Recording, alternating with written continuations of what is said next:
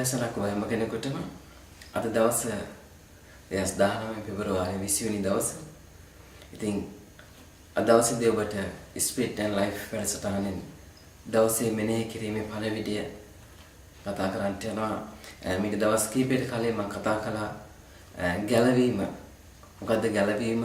යේසුස් ක්‍රිස්තුස් වහන්සේ ස්වාමීන් වහන්සේ පිළිගැනීම තුලින් ගැලවීම ලබා ගැනීම ගැන. ඇත්තටම සන්තෝෂයි. ගොඩක් අයගෙන් අපිට කීප දෙනෙක්ගෙන් ඉල්ලීම් ආවා මේ ගැලවීම පණිවිඩය ගැන මීට වඩා එක මාතෘකාවක් යටතේ වැඩි විස්තරයක් ලබා දෙන්න කියලා. ඉතින් අපි තීරණය කළා ඔබට මේ ඉදිරියට හැම දවසකම කතා කරද්දී දවසින් දවස එක සමාන්තර මාතෘකාවල් වලින් ගොඩක් තොරතුරු ලබා දෙමින් වචන එළිදරව්වක් ඔබට ලබා දෙන්න ඔබගේ අදහස් අපිට දැනුම් දීම තුළින් අපේ ධෛර්යමත් කිරීම ගැන සතුටු වෙනවා. අද දවසේදීත් මම ඔබට කතා කරන්නට යනවා. හෙට දවසේදී ඔබට කතා කරන්නට යනවා ගැලවීමේ විශේෂත්වය, ගැලවීමේ ස්වභාවය. අපි කවුද, මොකෙන්ද ගැලවුනේ, කොහොමද ගැලවුනේ, ඒකේ විශේෂත්වය ගැන. ඉතින් කිතුණු හැටියට බොහෝ අය දන්නේ නැහැ. කිතුණු හැටියට ජීවත් වෙනවා. සමහර වෙලාවට සමහර කිතුණු විශ්වාස කරනවා. යහපත් වැඩ, හොඳ වැඩ ගොඩක් කිරීම තුලින් දෙවියන් වහන්සේට දිනා ගන්න පුළුවන්. අප හොඳ කිතුණුවෙක් වෙන්න පුළුවන්. ස්වර්ග රාජ්‍ය ලබා ගන්න පුළුවන්. ඉතින් ඒ වගේ හොඳ වැඩ ගොඩාක් කරලා ජීවිතේ බලාපොරොත්තු වෙන ආශිර්වාද නැතුව පරාජය වෙනකොට උන් අදාළටපත් වෙන කලකිරෙනවා. නමුත් අපි දන්නේ නැහැ බොහෝ වෙලාවට බොහෝ කිතුණුව දන්නේ නැහැ මොකද්ද, කොහොමද ගැලවීම ලැබෙන්නේ, මොන ආකාරයේ දෙයක්ද, ඒක මොන තරම් අනර්ග දෙයක්ද කියලා. අද දවසේදී අපි බලන්න යනවා 1 පේත්‍රස් පළවෙනි පරිච්ඡේදයේ 23 වෙනි වචනය. අපි කියවෝ හැම කෙනෙක් මක්නිසාද නුඹලා කුණු වෙන්නා වූ බීජ වලින් නොව දෙවියන් වහන්සේගේ ජීවමානව පවතිනා වූ වචනේ කාරණ කොටගෙන කුණු නොවන්නා වූ බීජ වලින් නැවත උත්පාදනය කරනු ලැබුවේය. ඇත්තටම මේ වචනේ කියනවා කුණු නොවන්නා වූ බීජ වලින් නුඹලා උත්පාදනය කරනු ලැබුවේය කියලා. යේසුස් වහන්සේ අපට කියනවා නිකදෙමුස්ට උත්තරයක් දෙමින් කියනවා දෙවියන් වහන්සේගේ රාජ්‍ය දකින්න නම් අලුතෙන් උපදින්න ඕනෑ කියලා. අලුතින් උපදින්නේ අපි දෙවියන් වහන්සේගේ වචනේ සාත්මේ. මේ වචනේ අපිට කියනවා කුණු නොවෙන්නව බීජ වලින් අපව උත්පාදනය කරනු ලැබුවේ කියලා. මේ ලෝකේ ජීවත් වෙන හැම මිනිසෙකුටම ජීවනයක් තිබෙනවා. ඒ හැම මිනිසෙකුම ජීවනේ තියෙන්නේ ඒ මිනිසෙන්ගේ ලේවල. මේ වචනේ බව කියා තිබෙනවා. මිනිසෙගේ ජීවනේ තිබෙන්නේ මිනිසෙගේ ලේවල කියලා. ජීවනයේ ලේවල තිබෙන හැම මිනිසෙක්ම උත්පාදනය ලැබුවේ කුණු වෙන්නව බීජයක් තුලින්. මේ බීජය කියන වචනයට ඇම්ප්ලිෆයිඩ් පරිවර්තනය දෙන අදහස තමයි දෙන ඒ ඉංග්‍රීසි වචනය තමයි බීජය කියන වචනේ නෙමෙයි ස්පර්ම් කියන වචනය. ඔබ දන්නවා දරුවෙක් උපත ලබන්නේ පුරුෂයෙක්ගේ ස්පර්ම් කාරණ කොටගෙන. ඉතින් බයිබලයේ කියනවා කුණු නොවන්නා වූ ස්පර්ම් එකකින් අප උත්පාදනය කරන ලැබුවේ කියලා. ඉතින් මනුෂ්‍ය ජීවනයේ තියෙන කෙනෙක් මනුෂ්‍යගේ ජීවනයේ තියෙන ඔහුගේ රුධිරය තුල ඒ මනුෂ්‍ය ජීවනයේ කුණු වෙනවා. ඔහුගේ රුධිරය කුණු වෙනවා. ඉතින් එවැනි බීජයෙන් උත්පාදනය ලැබූ කෙනෙක් නෙමෙයි නව උත්පාදනය ලැබූ ඔබ සහ මම දෙවියන් වහන්සේගේ වචනේ නැමැති ස්පර්ම් එකකින් උත්පාදනය කරනු ලැබූ කෙනෙක්. ඔබෙත් මගෙත් ජීවනය එහෙම නැත්නම් නව උත්පාදනය ලැබූ කෙනෙකුගේ ජීවනයේ තිබෙන්නේ ඔහුගේ රුධිරය තුල නෙමෙයි ඔහුගේ ආත්මය තුල. ඔබ උපත ලබන්නේ ආත්මයෙන්. ඒ නිසා යේසුස් වහන්සේ නිකදෙමුස්ට කියන්නේ මාංශයෙන් උපදින දේ මාංශය, ආත්මයෙන් උපදින දේ ආත්මය කියලා.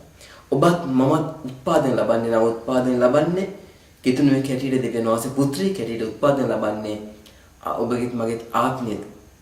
ඉතින් සැබෑ ඔබ සහ මම ආත්මයක් ඔය උපත ලබන්නා වූ වචනයෙන් දෙවියන් වහන්සේගේ වචනේ වාක්‍යානුව මාර්ශවත් වෙලා යේසුස් වහන්සේ ළමෙන් මේ ලෝකෙට ආවා. ඒ ආකාරයෙන්ම ඔබත් මමත් වචනය කර්ණ කොටගෙන උත්පාදනය ලබනවා.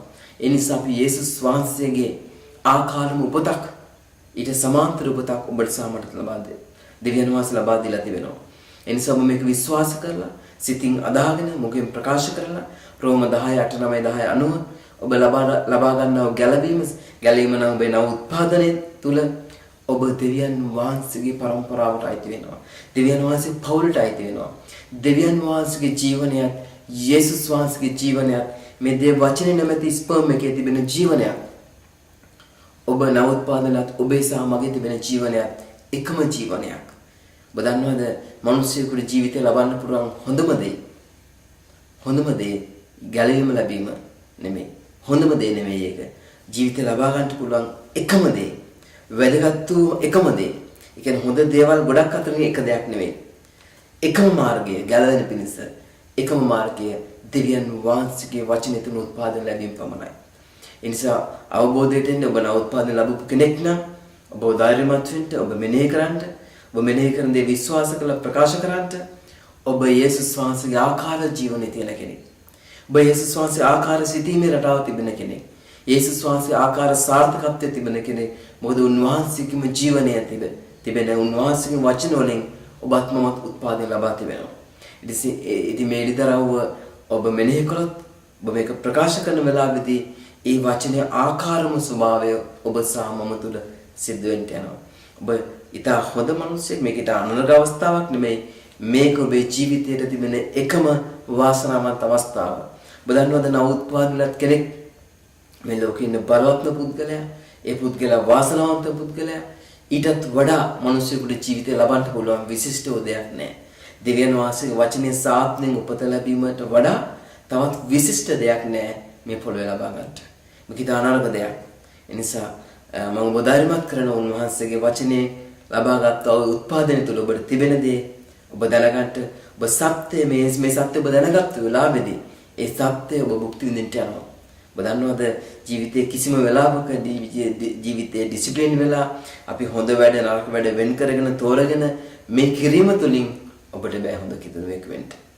ඔබ හොඳ කිතුණුවෙක් වෙන්නේ, ඔබ නිවැරදි කිතුණුවෙක් වෙන්නේ, ඔබ ක්‍රිස්තුස් වහන්සේ වගේ නිවැරදිව ජීවත් වෙන්න, දෙවියන් වහන්සේගේ ඇසිද්දී නිවැරදිව ජීවත් වෙන පුද්ගලයෙක් බවට පත් වෙන්නේ යේසුස් වහන්සේගේම වචන වලින් උත්පාදන ලබාගෙන උන්වහන්සේගේ ස්වභාවය ඔබ හිමි කර ගැනීම තුලින්.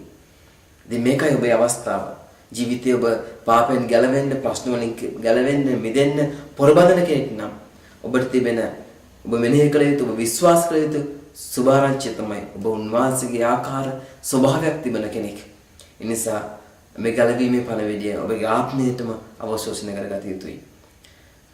අද දවසේ ඔබේ පණවිඩය එකයි. මම හෙට දවසේදීත් අපි මින් ඉදිරියට මේ ගැලවීමේ පණවිඩය ගැන ඔබට නොඑක් ආකාරයේ පැතිකඩවල වලින් විශිෂ්ට ඔය විතර ඔබ ලබා දෙන්න යනවා. ඒක රැඳී සිටින්න ඔබට පුළුවන් මේ පණවිඩය තවත් ඇතික් බෙදා ගන්න. බොහොම ස්තුතියි අපිට මේ පණවිඩය බලලා අපිට යෝජනා සහ තව අදහස් අප වෙත ලබා දෙන්න නිසා. ඔබ සැමට ජේසුස් පිටයි.